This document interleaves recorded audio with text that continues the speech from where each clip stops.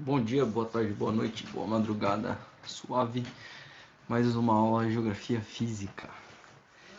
Nessa aula aqui a gente vai falar sobre, dando continuidade, a gente vai falar um pouquinho sobre a classificação do relevo brasileiro.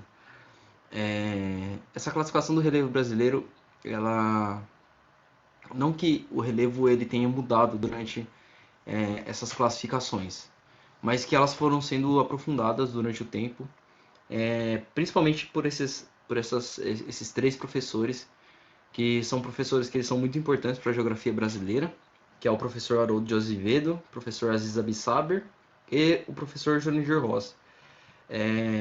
Esses três professores eles fizeram estudos que foram estudos muito aprofundados sobre o relevo brasileiro, não só o relevo brasileiro, né, no caso do professor Aziz Abissaber, ele fez outros tipos de estudos, mas que tinha essa ideia, tinha esse objetivo de de propor uma regionalização brasileira diferente da que a gente conhecia, né?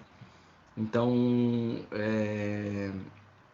vale a pena a gente ter um atento a isso, porque esses mapas, esses professores são bastante utilizados, eles caem bastante em provas, vestibulares e tudo mais, e são mapas bastante interessantes da gente ver um pouquinho mais de perto, tá? Já que a gente estava falando nas aulas anteriores, a gente falou sobre estrutura e formas de relevo. Então, aqui é uma complementação muito grande, principalmente se tratando da geografia brasileira. Então, é uma complementação muito legal. O primeiro professor, esse cara aqui, professor Haroldo de Azevedo, ele publicou em 1949, né, uma classificação. E essa classificação que ele fez foi muito bem aceita na comunidade científica e bastante divulgada. Até os dias atuais, ela é bastante utilizada. Por quê? Porque ele traz uma classificação bastante simples e didática. Então, esse ao mesmo tempo é um ponto extremamente positivo dessa classificação que ele trouxe para a gente, e ao mesmo tempo é um ponto extremamente negativo. Por quê? Primeiro ponto positivo é que ela é muito didática. Então, todo mundo que pega esse mapa na mão não tem muita dificuldade de entendimento dele, porque ele é muito autoexplicativo, muito simples. E, ao mesmo tempo, esse é um ponto negativo, por quê? Porque ele acaba generalizando regiões que são regiões extremamente diferentes, seja na questão da sua estrutura de relevo, ou seja na questão da sua própria forma de relevo. Então, regiões que mereciam ter um trato um pouco mais específico, ele acabou generalizando numa região só. Então, esses são os pontos que a gente considera tanto como positivo quanto negativo. Então, esse daqui é o mapa que o professor Haroldo de Azevedo traz para a gente, publicado em 1949. Então, vamos dar uma olhadinha como que ele classifica aí para a gente. Então, ele classifica as regiões, né, de acordo com as cores, como vocês estão vendo aí. Não aparece, infelizmente, na legenda, porém, a legenda traz os nomes aí que eles representam. Então, vamos lá. O primeiro é o PSA, o Sul Amazônico, tá? Que ele está localizado aqui, mais ou menos, no final do Planalto Central, já na divisa com a planície amazônica, tá? Depois ele vai ter o sul de Goiás, já no sul do Planalto Central, né? As chapadas sedimentares, aqui, o Pantanal, Planalto Arenítico, que é aqui a bacia do bacia sedimentar do Paraná, o Planalto Meridional, onde a gente encontra as florestas de araucárias ali, o PP, que é os Pampas, são áreas mais de pastos, vegetações bem rasteiras, mas que são grandes planícies ali, por isso que tem essa característica de serem pastos, né? Grandes áreas de gramíneas. A planície costeira, tá? Que são as áreas de serra, né? As áreas de serra oceânica. As serras cristalinas aqui, já no estado de Minas Gerais. Tem a parte do sul de Minas. Mas o grande destaque que a gente tem que dar para esse mapa aqui é a grande planície amazônica, tá? que a gente vai entender quando a gente for ver os outros mapas. Então esse mapa aqui, como eu disse, ele é bem autoexplicativo, então se você bate o olho nele, você já consegue identificar quais são as coisas. É óbvio que para a gente ter um maior número de características de cada uma dessas regiões, a gente teria que pesquisar e ler o livro inteiro que ele fez essa publicação. Porém, ele é muito autoexplicativo, então a gente já consegue entender qual que é a ideia que ele tentou trazer para a gente dentro desse mapa. Depois a gente tem o mapa, o segundo professor, que é o professor Aziz Absaber, o famoso professor Aziz Absaber. Ele é bastante conhecido na comunidade científica, dentro não só da geografia, mas dentre outras áreas também, na climatologia, biologia, enfim, até na comunidade internacional. E ele propôs um segundo mapa que ele produziu esses estudos, tá? Então, qual que foi o grande diferencial que o professor Aziz Absabe tentou trazer para a gente nessa publicação que ele fez? Ele falou assim: o mapa do professor Haroldo de Azevedo, ele é um mapa que ele tem essa característica de ser simples, porém ele procurou fazer uma divisão sobre o que cada região é em si, e não levou em consideração quais foram os processos que levaram essa região a se formar do jeito que ela é nos dias atuais. Ou seja, existem duas planícies, mas essas planícies tiveram processos extremamente diferentes para se formar. Então, ele não levou em consideração isso. Aí o professor Zizab Saber falou: não, isso é necessário levar em consideração. Por quê? Porque o relevo em si ele não justifica nada. O que justifica é a formação desse relevo, como que esse relevo se formou. Então, ele vai ter um pouco de cuidado a mais em produzir essas diferenciações entre as regiões, tá? Então, aqui está um mapa que o professor Zaber apresenta para a gente, tá? Então, o Planalto das Guianas continua a mesma coisa. Aqui na planície do Amazonas, né, que o professor Azevedo tinha trazido para a gente, aqui o professor Zizab Saber coloca como planícies e terra baixas amazônicas. Justamente para não ter esse erro conceitual de que a Amazônia é uma planície uniforme, ou seja, que ela não tem diferenciações entre si, e na verdade ela tem muitas diferenciações entre si. Depois a gente vai ver o próximo mapa, que ela é muito diferente, né? A Amazônia é muito diferente entre si, ela não é só uma floresta uniforme, né? Tem regiões de alagamento, regiões de mangues, regiões de altas florestas, então ela é muito diversa, muito heterogênea entre si, tá? Então essa é a maior diferenciação que o professor Isaac Saber vai trazer. Qual que foi outra grande contribuição que, que o professor Aziz Absaber ele vai trazer para a gente? Vai ser a contribuição do famoso mapa dos domínios morfoclimáticos, que também é muito importante da gente entender, porque ele cai muito nas provas, né? Ele é muito utilizado, até mais do que a própria divisão de relevo que o professor Aziz Absaber fez. O que são os domínios morfoclimáticos? Como o nome já diz, eu sempre chamo atenção para esse termozinho que é o morfo. O morfo significa forma, tá? Sempre que você vê alguma coisa relacionada com morfo, sempre está se referindo à forma que essa coisa tem. Ou seja, quando a gente fala sobre geomorfologia, a gente está falando sobre o formato da superfície terrestre, tá? Então, quando a gente fala sobre domínios morfoclimáticos, a gente está falando sobre a forma do clima. Como que a gente entende a forma do clima? Então, o professor Aziz Absaber ele vai dizer o seguinte: ele vai falar assim, existem sim as diferenciações de relevo, só que também existem as diferenciações das regionalizações, que a gente precisa entender como que essas regionalizações se dão dentro do ambiente físico. Ou seja, quando a gente fala sobre geografia, diferenciar, separar a geografia física da geografia humana é sempre uma coisa muito difícil. Na verdade, essa é uma ideia que já foi derrubada há muito tempo. Para facilitar o processo de ensino, ainda continuam separados, como que é no caso da grade do nosso cursinho. Porém, ele é muito difícil de ser separado. Por quê? porque a geografia ela vai trabalhar justamente com o espaço e a interação do homem com a natureza. Então, é muito importante a gente tentar entender isso.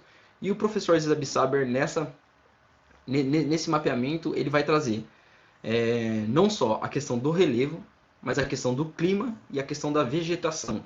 E também as importantes ideias que essa regionalização pode trazer de acordo com cada região. Ou seja, vai ter uma região que vai precisar, vai ter uma cultura que vai se desenvolver, por exemplo, da folha de uma determinada árvore e isso vai produzir uma economia de uma determinada cidade. Então, a preocupação do professor Zeb Saber é justamente produzir esse tipo de regionalização e facilite com que a gente entenda quais são as dinâmicas regionais de cada local e desde de cultura e tudo mais. Voltando lá, como que a gente lê e como que a gente entende o que é o formato do clima? Então, ele vai falar assim, o relevo, o clima e a vegetação, eles vão se interagir entre si, né? Eles não têm como acontecerem separados. Então, quando a gente fala sobre a forma do clima, a gente vai falar também sobre a questão da paisagem, ou seja, o clima, o relevo e a vegetação, eles vão produzir um tipo de paisagem. Essa paisagem ela vai ser visivelmente diferente uma da outra, ou seja, a característica principal que fez com que o professor Zizab Saber regionalizasse dessa forma foi justamente a observação e ver que determinada região ela é muito diferente entre si, tá? E que isso também vai fazer com que a gente entenda que o clima ele é um fator extremamente fundamental para a formação da vegetação. Ou seja, se a gente tem um lugar onde que a gente tem, por exemplo, na região das serras, que no domínio morfoclimático o professor Isaac Saber vai chamar de domínio de mares e morros. Essas serras litorâneas elas vão ter um ritmo constante de chuva. Então a tendência dela é ter uma vegetação, né, que é uma vegetação que ela vai se desenvolver de acordo com a disponibilidade hídrica. Se chove muito, com certeza ela vai ter um porte de uma vegetação muito maior. Densas florestas, densas árvores, árvores muito grandes. E por que, que essas regiões de serra litorâneas chovem bastante?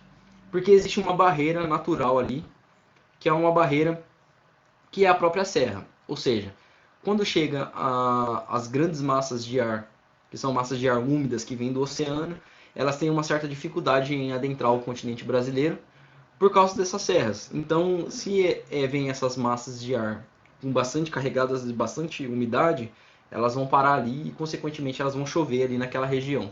Então, é sempre uma relação muito, muito intrínseca entre o que é o relevo, o que é a vegetação e o clima.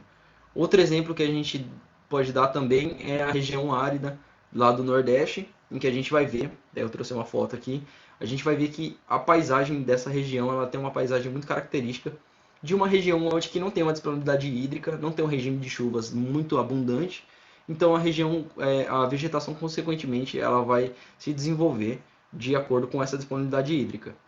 Por que, que lá também existe uma dificuldade em ter chuvas? Porque existe um planalto, Planalto da Borborema, que ele impede com que essas massas de ar oceânicas cheguem até determinadas regiões.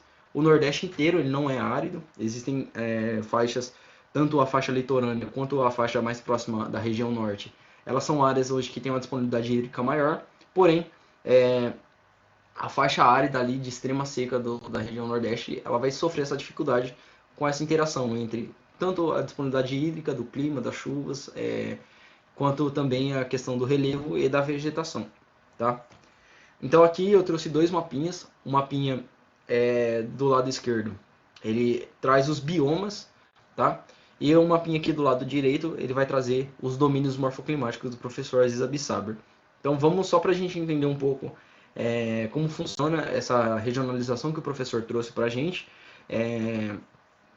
Então, basicamente, as divisões elas são muito parecidas, mas um destaque muito importante que o professor Zizab Saber coloca para a gente nos domínios morfoclimáticos é que existem essas faixas, não sei se vocês conseguem ver o cursor aí, essas faixas amareladas no mapa dele entre as regiões, que são consideradas aqui na legenda como faixas de transição. O que são essas faixas de transição? Quando a gente vai entender, por exemplo, o aspecto biológico dos biomas, que vai trazer o aspecto principal de divisão de regionalização através das espécies de plantas, das espécies de animais, o professor Zabissaber ele vai falar o seguinte, ele vai falar assim, dentre uma região e outra, não existe uma fronteira delimitada, né? Essa fronteira ela vai passar por uma faixa de transição, ou seja, uma faixa de mudança gradual e lenta entre uma região e outra. Por exemplo, se a gente está aqui no domínio do Cerrado e a gente vai para o domínio amazônico, entre uma faixa, entre uma região e outra, existe uma faixa em que essa vegetação ela vai mudar de maneira contínua e gradual. Então isso é muito importante a gente saber. Por que isso acontece? Porque a gente não tem como ter uma regionalização tão exata assim. E também a ação do clima em determinadas regiões, ela também não é presa à questão da superfície terrestre, né? O clima ele é algo atmosférico. Então, ele vai ter regiões que ele vai, em certos anos, eles vai até determinado ponto, outros anos vão ser anos de que eles vai ter um clima mais recuado, períodos de seca maiores, períodos de chuvas maiores. Então isso também faz parte da questão da transição, dessa faixa de transição entre uma região e outra, tá? E aqui algumas fotos para vocês entenderem um pouco como quando eu disse da questão da paisagem. O que é a paisagem? A paisagem é justamente tudo aquilo que a gente vê e dentro do conceito de geografia, tudo que a gente entende de acordo com a nossa capacidade de observação. Seja ela fisicamente, se a gente for fazer um trabalho de campo, a gente for lá, a gente vai ver com mais detalhes, né? Porque a gente vai estar presente, mas a gente vai ver como que é essa região, como que se dá esse domínio morfoclimático. Ou no caso também de fotos, que no caso é o que a gente pode ter agora no momento. Então as fotos elas também ajudam como uma análise da paisagem. Então aqui o primeiro domínio, aí eu trouxe o domínio, a foto de uma região da Amazônia, considerado como o domínio morfoclimático amazônico. Quais são as características principais? É uma mata muito densa, porque lá é muito úmido, então a vegetação ela vai se adaptar a essa disponibilidade hídrica. Essa disponibilidade hídrica não é só atmosférica, né? Essa disponibilidade hídrica também é resultado da quantidade de rios, né? Da grande bacia hidrográfica do Amazonas, que é uma das maiores do mundo, e também o aquífero Walter do Chão, que é o maior aquífero do mundo também em disponibilidade hídrica. Então, é uma região que tem muita disponibilidade hídrica, então, consequentemente, a vegetação ela vai se adaptar a isso, então ela vai ter grandes matas, árvores e grandes portes, e também o fato dela ser uma planície muito extensa, então a foto aqui dá para a gente ver que é um terreno muito, muito plano, e que esse terreno muito plano vai fazer com que esses rios tenham essas características de meandros, né? Como se ele fosse um corpo de uma cobra, que eles vão fazer esses meandros. Esses meandros, ele acontecem justamente por causa desse terreno muito íngreme. Se a gente tem muito plano, desculpa. Se a gente tem um terreno muito íngreme, a tendência do rio é sempre correr em linha reta e formar cachoeiras e tudo mais. Ou quando o terreno é muito acidentado. Quando o terreno é muito plano, a tendência dos rios é fazer esses meandros. E esses meandros, eles acontecem justamente que é para existir os tempos de seca, em que os rios eles vão se comportar nesses meandros.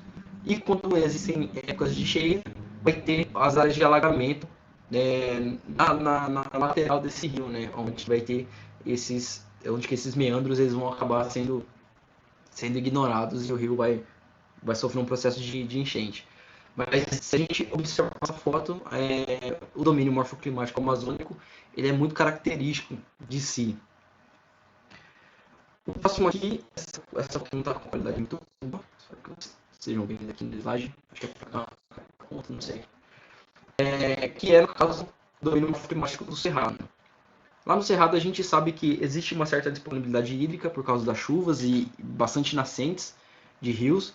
As principais nascentes as principais bacias hidrográficas do Brasil, tirando a bacia do Amazonas, ela nasce no Cerrado, tanto a bacia de São Francisco, a bacia do Paraná, ela, né, tem as suas nascentes ali no Cerrado, e o Cerrado ele tem uma certa disponibilidade hídrica que é oriunda, né, das massas de ar úmidas que vêm lá da região do Amazonas. Então a região do Amazonas vai suprir essa falta de chuva pelo fato de ser um lugar muito alto, um planalto muito grande, vai suprir essa necessidade de chuvas da região do Cerrado. É, Porém, ela ainda vai ter essas características que são características muito marcantes dela. Quais são elas? Vão ter, por causa das secas, dos grandes de seca e por causa da altitude, a vegetação ali do cerrado ela não vai ser uma vegetação muito robusta, tá? Ela vai ser uma vegetação que ela vai ter uma certa escassez hídricas em alguns períodos do ano. Então, a vegetação ela vai ter essa característica de ser rasteira ou arbustiva, né? De ter bastante arbustos, e as árvores vão ter essas características de serem com galhos distorcidos, sempre retorcidos e com poucas folhas, tá? Por que isso acontece? Porque o fato de ser muito quente lá, as árvores elas começam a tentar se adaptar a sobreviver à temperatura.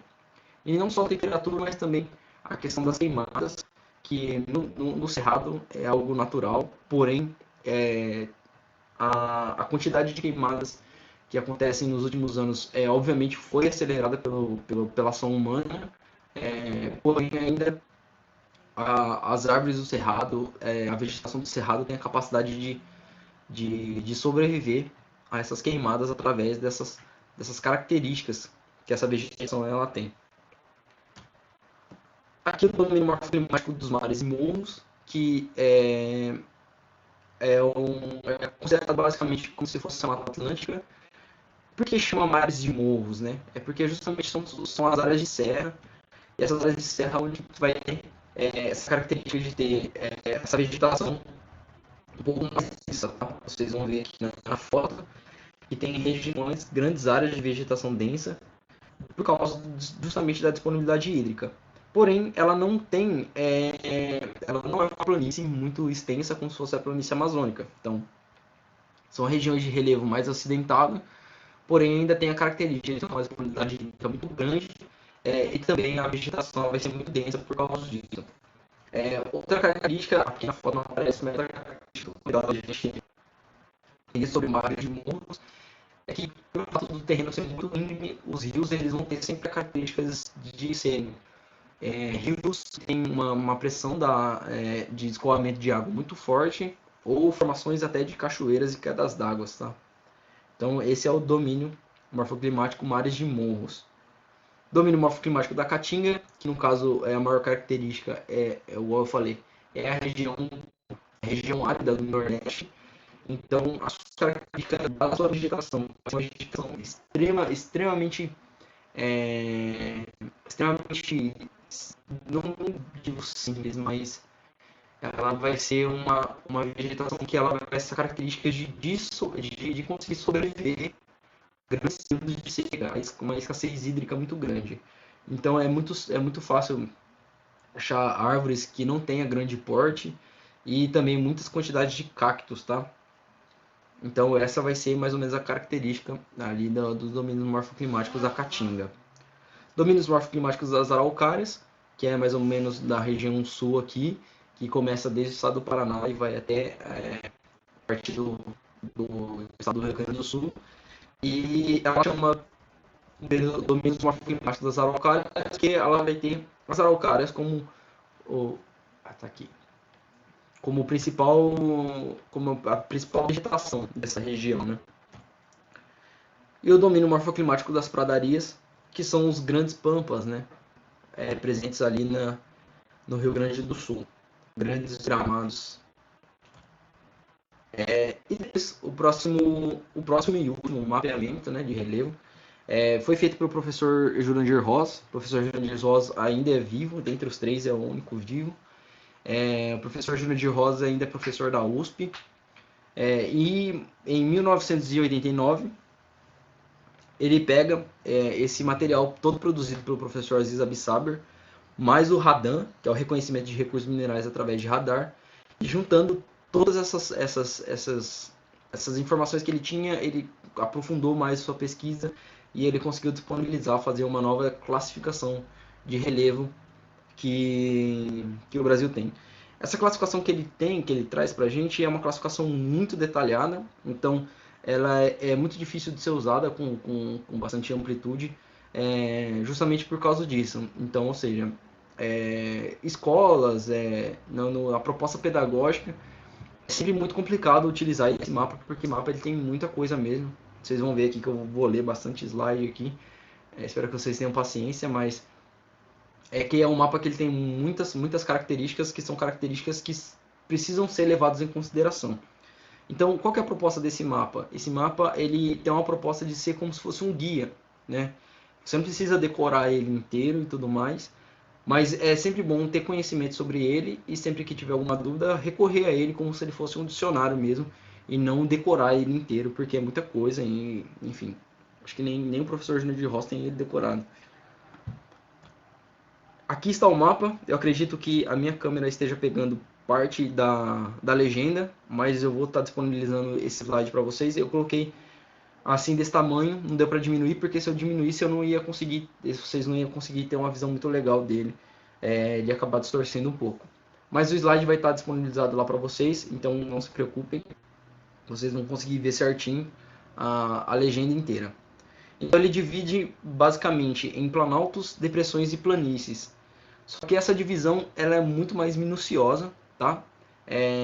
Do que realmente aparenta, né? Entre planaltos, depressões e planícies. Então os planaltos eles têm várias divisões entre si, as depressões também e as planícies também, de acordo com a formação de cada região específica, tá? Então aqui, planaltos em bacias sedimentares. Então é a primeira classificação que ele traz. Ele coloca que são os planaltos que se encontram sobre as grandes bacias sedimentares brasileiras, formadas pelo surgimento da plataforma sul-americana. Ou seja, se teve um surgimento ali, provavelmente teve um processo endógeno, tá? Seja esse processo, ele não especifica aqui, mas pode ser tanto um processo epirogênico quanto orogênico.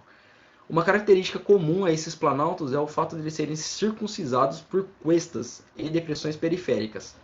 São eles o planalto da Amazônia Oriental, planaltos e chapadas da Bacia do Parnaíba e planaltos e chapadas da Bacia do Paraná. Então, eles colocam que eles são circuncidados, circulados, né? Tem suas regiões próximas.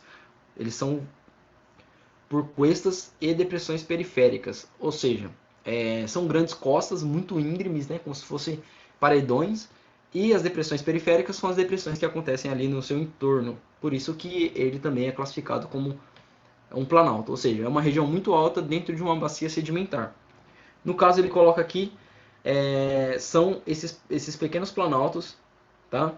Que são presentes aqui na região do domínio morfoclimático da Amazônia, ou da região da Amazônia, ou como vocês preferirem utilizar qualquer outro tipo de regionalização, tá? Então aqui tem o Planalto da Amazônia Oriental, que são esse marcado umzinho aqui.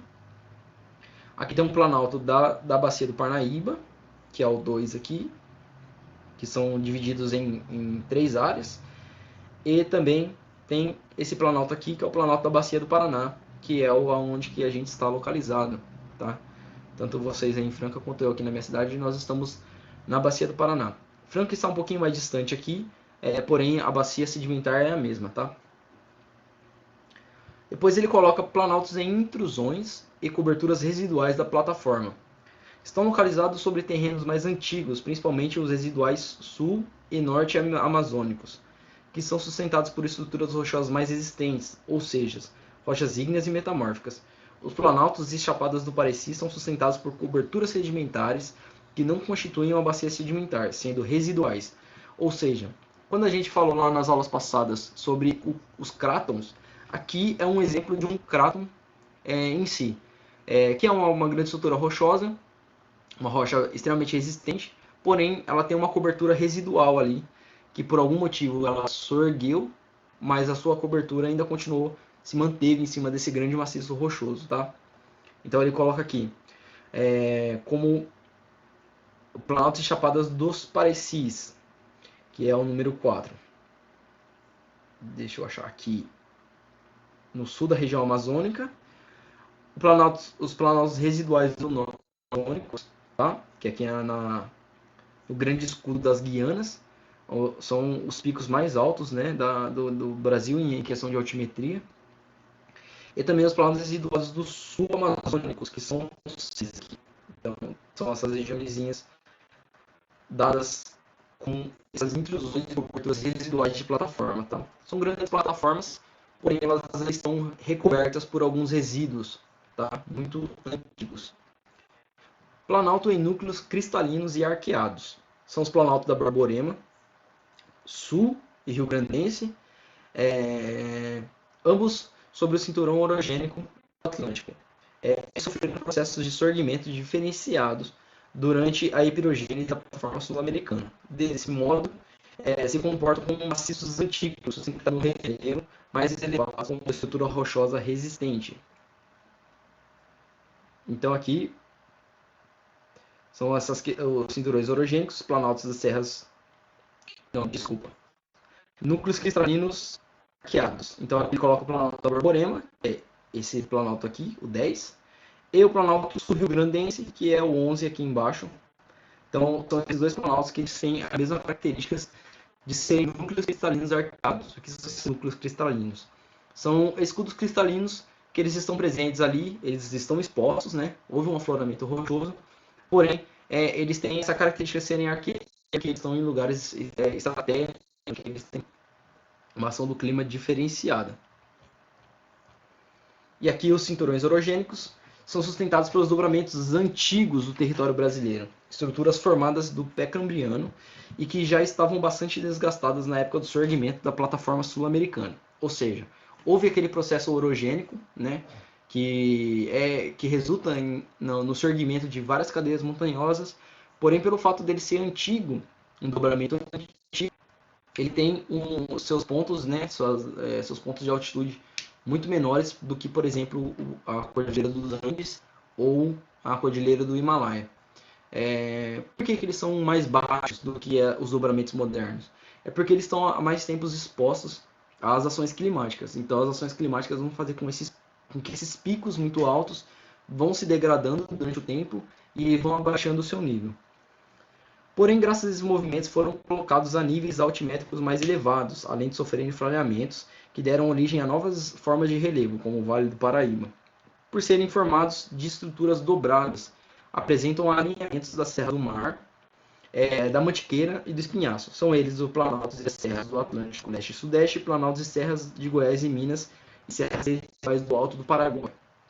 Aqui ele coloca o seguinte: ele coloca que mesmo sendo antigo, esses picos estão elevados, mas eles não estão elevados justamente por causa do dobramento orogênico em si. Elevados porque todo a plataforma continental sofreu uma elevação, um surgimento oriundo do processo de epirogênese. Quando acontece esse tipo de ações, significa que uma anula a outra? Se existe um processo orogênico, não pode existir um processo epirogênico? Não, os dois podem acontecer ou simultaneamente, ou nesse caso, como primeiro aconteceu o processo orogênico, depois o processo epirogênico, tá? Então vamos voltar aqui. Cinturões orogênicos 7, nas serras do Atlântico Leste e Sudeste, aqui, que é basicamente o cinturão orogênico, que é onde está localizado a Serra do Mar, em São, e também as serras, no caso de Franca. A serra tem do lado, eu não lembro o nome, Serra da Castra, que também foi do lado, também faz parte desse mesmo quadrante, dessa mesma regionalização. Depois, Planaltos e Serras de Goiás e Minas, que é o 8 aqui, que é um lugar onde que ele tem, por formação geológica e mineralógica, um lugar muito rico em minerais. Então, ali vai ter sempre uma ação mineralógica, uma extração de mineral, seja ferro ou outras pedras ou outros minerais. E também as serras residuais do Alto do Paraguai, que é o 9, essa serra aqui, bem pequenininha aqui, na divisa do Brasil com o Paraguai, e essa outra regiãozinha aqui, perto da Chapada dos Parecis aqui. São resultados de cinturões orogênicos que aconteceram em planetas antigos, mas que permaneceram em geologias atuais. Depois, depressão da Amazônia Ocidental. Então, é uma extinção das unidades das depressões, porque elas não apresentam características de formação de uma depressão. Porém, segundo o professor Jurandir Rosa, aqui está escrito errado, peço desculpas, está escrito Rosa, é professor Jurandir Rosa, ele enquadra-se na categoria de depressão pela impossibilidade de caráter genético de enquadrá-la como uma planície. Ou seja, como que ele determinou isso? Ele falou assim, tanto a região quanto a região das depressões, elas vão receber uma quantidade muito grande de sedimentos. O que vai diferenciar uma da outra? As regiões de depressão, elas vão ter os seus entornos ali, com regiões mais altas do que a madeira. Então, ele não considerou como se fosse uma planície, ele considerou como se fosse uma depressão.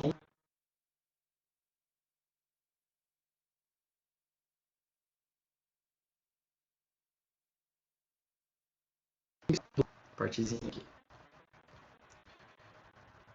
Continuando, depressões notícias, tem também de assento aqui, peço desculpas, foram os vazamentos cristalínicos da formação da bacia sedimentar amazônica.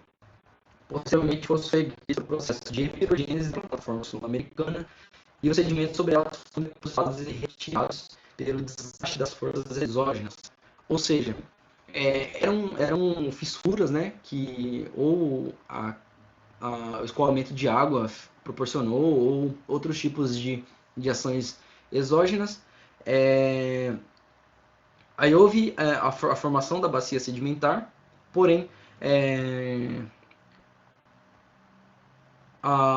os sedimentos foram transportados até ela depois do sorgimento da placa, tá?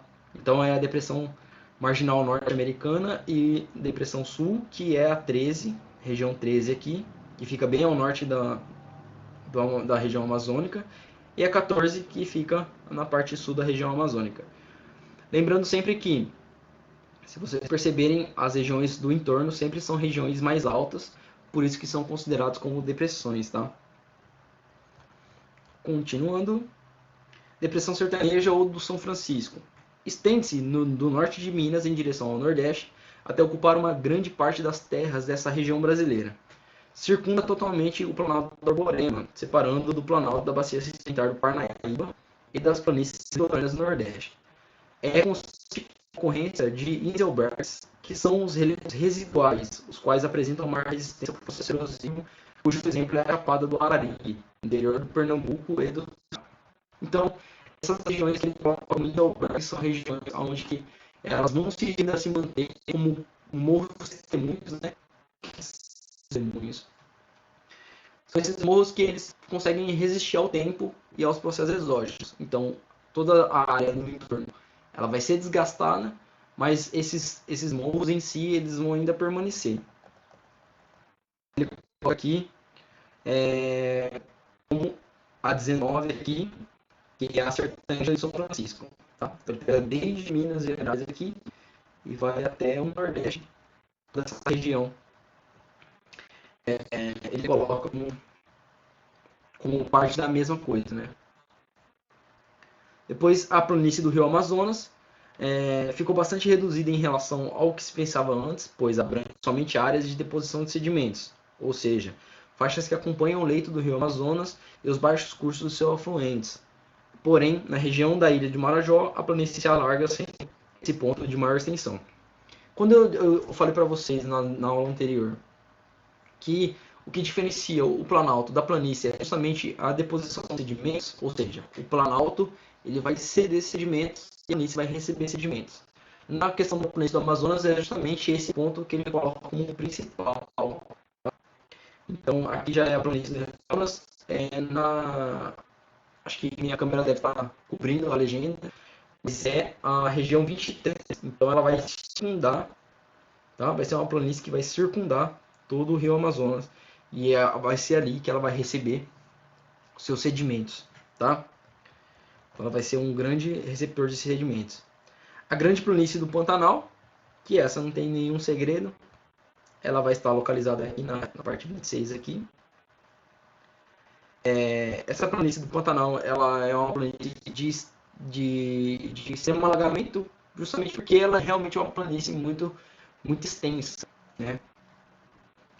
A planície dos lados são formadas por correntes lacustres da planície saborosa e sedimentos dos rios menor porte quando e 12. De processos de deposição, ou seja, aqui vai ter mas não os rios, mas também a influência da deposição de sedimentos vindas da ação marítima, tá? Então vai ser a região 27, que vai ser aqui no extremo sul do Brasil, na região aqui do Rio Grande do Sul. Então percebe que existe um ar aqui, né? Como se fosse uma formação de uma península aqui, vai ter um braço aqui de mar dentro da plataforma continental. E é o fato dessa formação aqui que tem a grande influência, né, da ação marítima dos sedimentos ali nessa região e vai classificar como uma grande planície. Aqui eu trouxe algumas fotos para vocês de perfil, né, que conseguem explicar mais, um pouquinho mais detalhado, como são as formações de determinadas regiões. Aqui é o estado de São Paulo, em perfil, no caso desde a Serra do Mar, aqui no extremo direito. E a Serra do Mar, ela vai ter toda a bacia aqui da cidade de São Paulo, que fica nesse buraco, né, na parte elevada.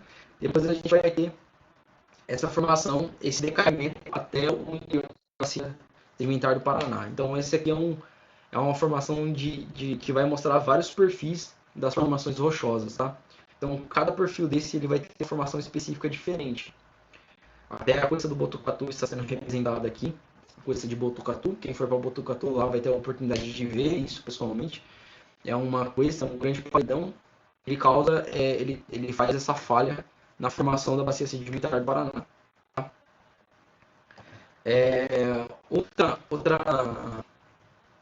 Outra imagem de perfil aqui que explica um pouco mais. Aqui traz o perfil da bacia sedimentar, da bacia tanto sedimentar ou a bacia hidrográfica do Amazonas. Então tem aí a divisão, o perfil, dá pra gente ver certinho quais são a diferenciação delas entre si, tá? Então aqui ele coloca, é legal destacar aqui, a questão dos planaltos residuais sul-amazônicos, tá? Que são esses morros que eu falei que podem ser considerados como morros testemunhos, que eles permaneceram durante o tempo, porém eles são cobertos por algum tipo de resíduos, por isso que são considerados como residuais também. E a formação das planícies aqui, das depressões na lateral que circundam essa planície. Por que são consideradas depressões? Porque nos lados vai ter esses planaltos, que são regiões mais altas, então ali vai ser considerado como depressões, tá? Aqui também da Chapada do Parnaíba, o Planalto da Borborema aqui, esse aqui já é na região nordeste, na região árida. Também é uma foto de perfil. E aqui também é a mesma coisa, só que é uma ilustração X só para servir como exemplo, tá? Então, falando sobre a questão da planície de inundação, leito maior, leito menor, também serve como entendimento e também a formação do que é a plataforma continental, tá? E a plataforma continental é justamente onde começa o grande surgimento do continente. Isso ajuda a gente a entender como que a gente consegue identificar, né, os processos de influência do mar na plataforma continental, porque a plataforma continental não começa apenas quando sai da água, né? Quando emerge da água. A plataforma ela acontece muito antes. E isso também ajuda a gente a entender quais são as influências marítimas. Naquele exemplo que eu dei, vou voltar aqui no mapinha. aqui na região sul, no Rio Grande do Sul, que é a planície do Lagoa dos Patos e Mirim. Então, a gente considera ali a plataforma continental desde aquele braço que está adentrando ali ao estado, e também vai acontecer deposições de sedimentos, enfim, tudo mais. Para a aula de hoje ficou só. Se vocês tiverem alguma dúvida, vocês têm o meu contato, o meu WhatsApp aí, vocês podem entrar em contato, meu e-mail, meu Facebook, enfim. Entre em contato de alguma forma. Espero que vocês tenham entendido bem. Então, até mais. Um cheiro.